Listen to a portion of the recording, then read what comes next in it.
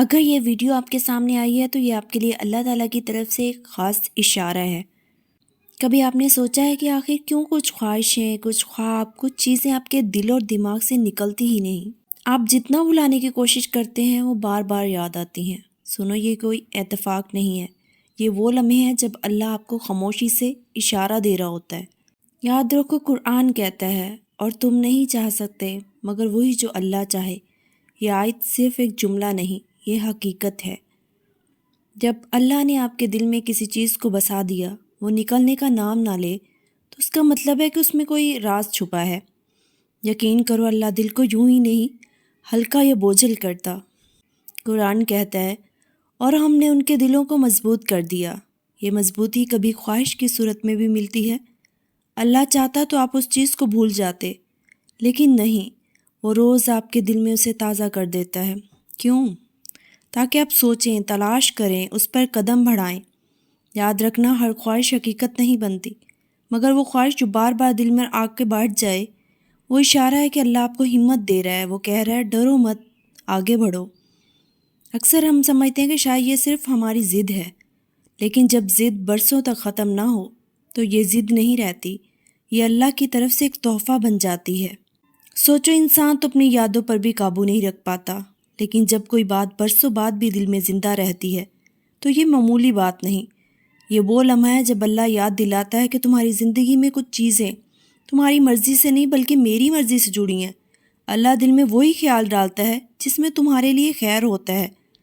قرآن کہتا ہے، اور وہی ہے جو تمہیں ہنساتا ہے اور رلاتا ہے، وہی ہے جو موت دیتا ہے اور زندگی بخشتا ہے۔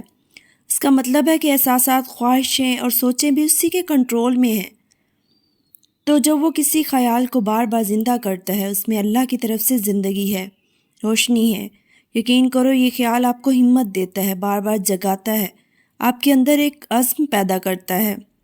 یہ وہ لمحہ ہے جب اللہ کہتا ہے، میں نے یہ تمہارے لیے چنا ہے، اور بس تمہیں میرا سہارا لینا ہے۔ اور یہی اصل موٹیویشن ہے، کیونکہ اگر اللہ چاہتا تو آپ کے دل کو خالی کر دیتا، لیکن اس نے خالی نہیں کیا، اس نے بھر دیا، مضبوط کر دیا، اور اسی خیال کو آپ کے لیے راستے کی روشنی بنا دیا۔ جب کبھی محسوس ہو کہ اللہ کس چیز کا خیال آپ کے دل و دماغ سے نہیں نکال رہا، تو سمجھ لو اللہ دو حیران کن اشارے دینا چاہتا ہے۔ ایک پہلا اشارہ یہ ہے کہ جب کوئی چیز بار بار دل میں اتر رہی ہے اور نکل نہیں رہی، تو اللہ چاہتا ہے کہ آپ اس کے لیے محنت اور صبر کریں۔ یہ ایک آزمائش ہے تاکہ آپ اپنی جدوجہد کے ذریعے سمجھ سکیں کہ اصل طاقت آپ کی نہیں بلکہ اللہ کی مدد کی ہے۔ دوسرا اشارہ یہ ہے کہ وہ چیز صرف آپ کی خواہش پوری کرنے کے لیے نہیں بلکہ دوسروں کے لیے بھی خیر اور آسانی کا ذریعہ بنے گی۔ اللہ کی دی ہوئی خواہش ہمیشہ وسیع مقصد رکھتی ہے، وہ کبھی خود غرضی پر ختم نہیں ہوتی۔ سنو، یہ وہ وقت ہے جب آپ کو ہمت نہیں ہارنی چاہیے۔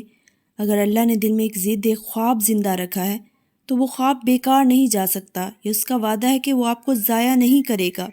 یاد رکھو، قرآن کہتا ہے، اور جو اللہ پر بھروسہ کرے تو اس کے لیے کافی ہے۔